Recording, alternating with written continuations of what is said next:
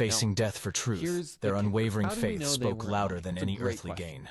When asking, how do we know someone wasn't lying about a story that they told? The important thing to ask is actually, what do they stand to gain? If they stand to gain, then it's reasonable that they could be lying. And so that's when you would want to really be skeptical. So, generally speaking, the things that one could gain that could constitute being worth lying is that they could gain money, they could gain power, they could gain notoriety, fame, they could gain sex, they could gain something. And what did they have to gain for lying in this case?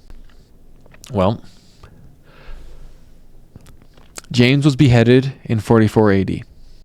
Philip was crucified or hung, we're not sure, one or the other, in 54 AD.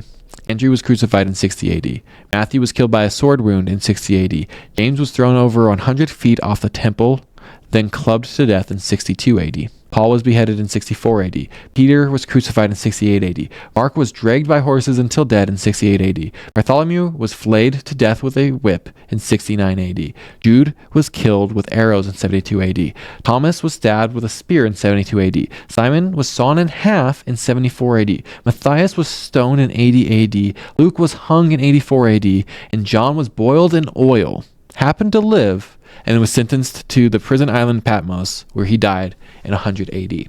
Now, here's the kicker.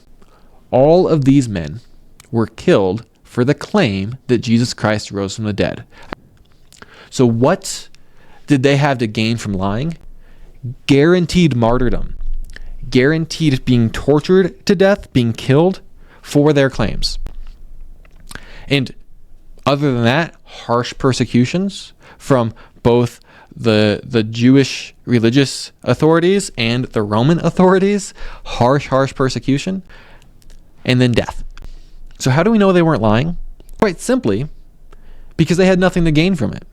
And so at a certain point, if they weren't telling the truth, what they believed, they would have started flip-flopping. But the fact that nobody did, under threat of death and persecution and being tortured, they all said, no, Jesus really rose from the dead. I really saw that. That's how we know they weren't lying.